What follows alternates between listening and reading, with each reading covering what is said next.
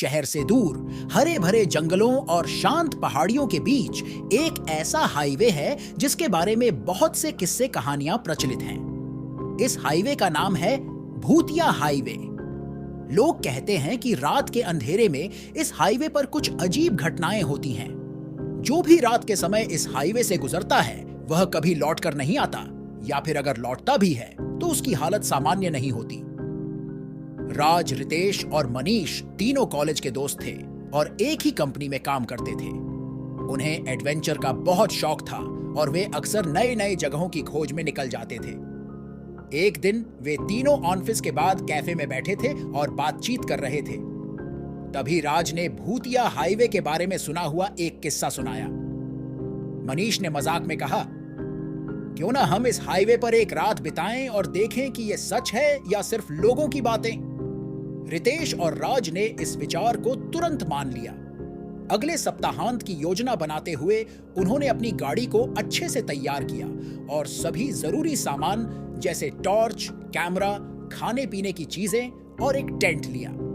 वे तीनों रात को हाईवे पर जाने के लिए पूरी तरह तैयार थे। उन्होंने अपने परिवार को बताया कि वे एक एडवेंचर ट्रिप पर जा रहे हैं, लेकिन भूतिया हाईवे का जिक्र नहीं किया ताकि उन्हें चिंता न हो। शाम के समय राज, रितेश और मनीष ने अपनी गाड़ी ली और भूतिया हाईवे की ओर निकल पड़े। रास्ते में उन्होंने हंसी मजाक किया और पुराने दिनों की बातें याद की। राज गाड़ी चला रहा था, मनीष रास्ता दिखा रहा था और रितेश पीछे बैठा था और गाने सुन रहा था।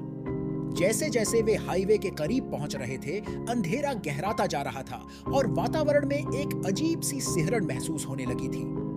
रात के करीब 10 बजे वे भूतिया हाईवे पर पहुंचे। हाईवे सुनसान और अंधकारमय था। चारों तरफ घना जंगल था और कभी-कभी जंगल से अजीब अजीब आवाजें सुनाई देती थीं। राज ने गाड़ी रोकी और तीनों ने बाहर निकलकर हाईवे को देखा। एक ओर गहरा जंगल और दूसरी ओर पहाड़ियों का सिलसिला।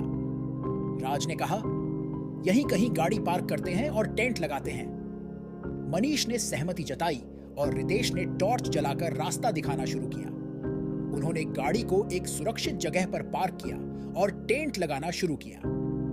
टेंट लगाते समय अचानक रितेश को लगा कि कोई उसके पीछे खड़ा है। उसने तुरंत पीछे मुड़कर देखा, लेकिन वहां कोई नहीं था। उसने इसे नजरअंदाज कर दिया और काम में जुट गया। लेकिन कुछ देर बाद उसे फिर वही एहसास हुआ। इस बार उसने राज और मनीष को भी बताया। राज ने मजाक में कहा, शायद कोई भूत ही होगा। वे तीनों हंसते हुए टेंट के अंदर चले गए और खाने पीने का सामान निकाला। लेकिन अंदर एक अजीब सा माहौल था। हवा में ठंडक थी और चारों ओर घना अंधेरा। उन्होंने तय किया कि वे बारी बारी से पहरा देंगे ताकि सब एक साथ सो सके। पहली बारी रितेश की थी। वह टॉर्च लेकर टेंट के बाहर बैठ गया। रात के करीब 12 बज रहे थे और चारों ओर घना अंधकार था। रितेश टॉर्च की रोशनी में आसपास देखने की कोशिश कर रहा था। तभी उसे कुछ अजीब आवाजें सुनाई दी। उसने ध्यान से सुना तो उसे महसूस हुआ कि कोई हल्की हल्की सी फुसफुसाहट कर रहा है। रितेश ने टॉर्च की रोशनी से आवाज की दिशा में देखने की कोशिश की, लेकिन वहां कुछ नहीं था। तभी अचानक टॉर्च की रोशनी बुझ गई और चारों ओर अंधेरा छा गया। रितेश घबराया हुआ था। उसने टॉर्च को कई बार ओनन करने की कोशिश की, लेकिन वह काम नहीं कर रही थी। उसने अपने दोस्तों को जगाने का सोचा, लेकिन तभी उसे पीछे से किसी के चलने की आवाज सुनाई दी। रितेश ने तुरंत मुड़कर देखा, लेकिन वहां कोई नहीं था। उसने जोर से अपने दोस्तों को आवाज दी, राज, मनीष, उठो, जल्दी उठो। राज और मनीष तुरंत उठ गए और रितेश की हालत देखकर घबरा गए।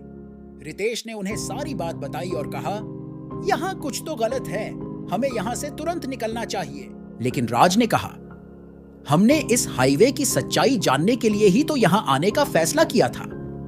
हो सकता है यह सिर्फ हमारी कल्पना हो। चलो सब मिलकर देखें कि यहां क्या हो रहा है। राज, रितेश और मनीष ने टॉर्च और कैमरा लेकर हाईवे की तरफ जाना शुरू किया। वे धीरे धीरे आगे बढ़ रहे थे।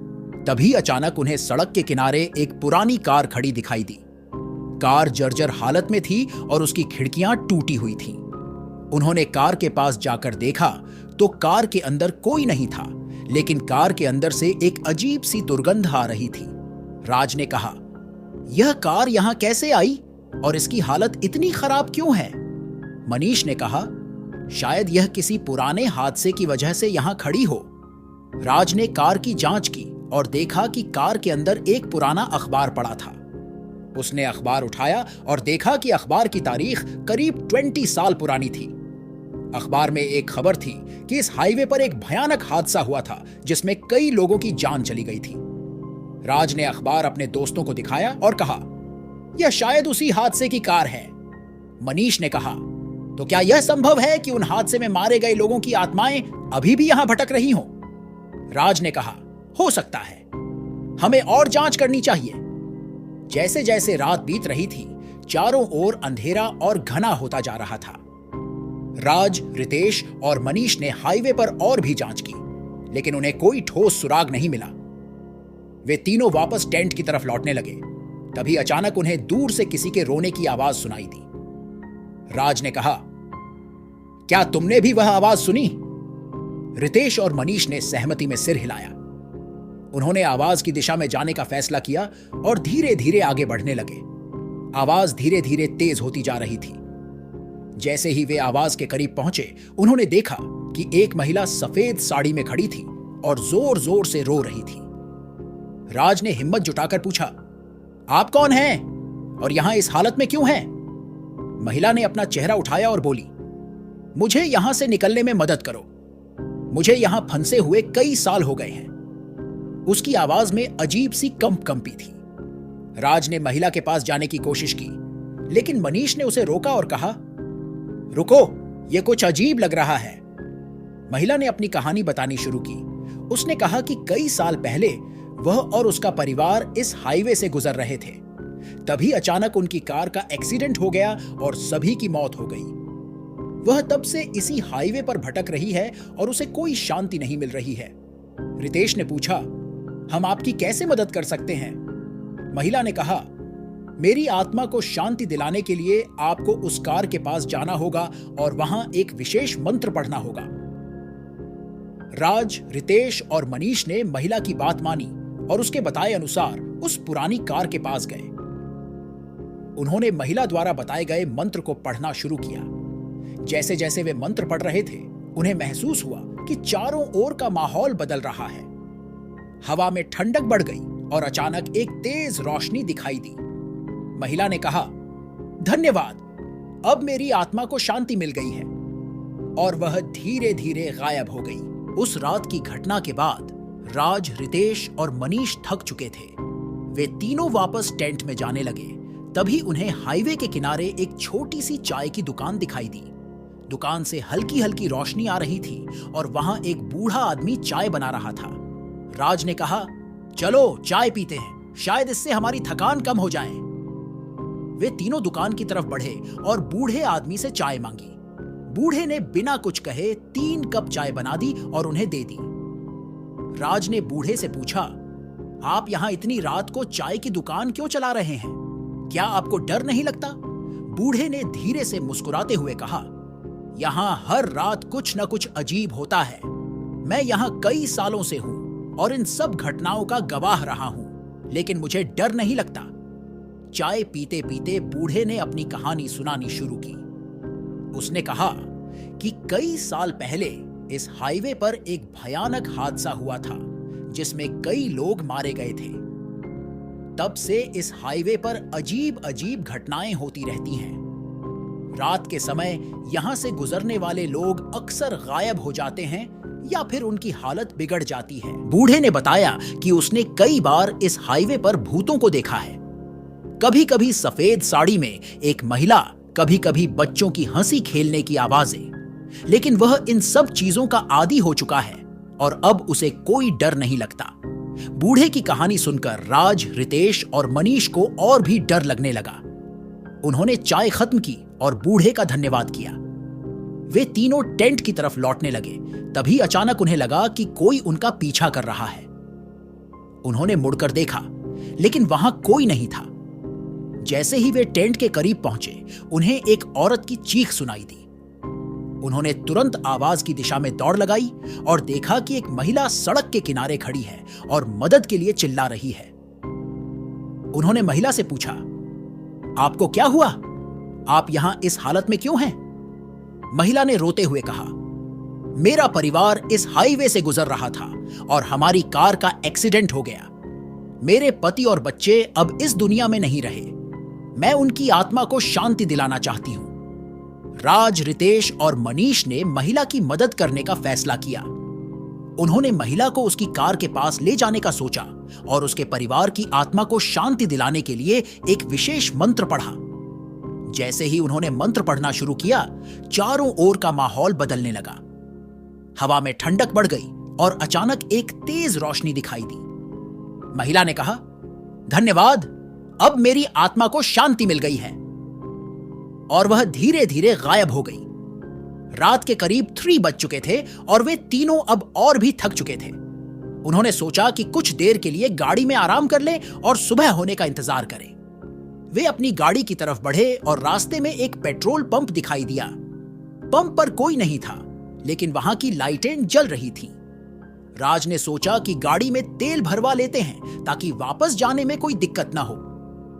वे गाड़ी लेकर पेट्रोल पंप पर पहुंचे और देखा कि वहां एक आदमी खड़ा है जो बहुत ही अजीब दिख रहा था। उसकी आंखें लाल थीं और चेहरा बहुत ही डरावना था।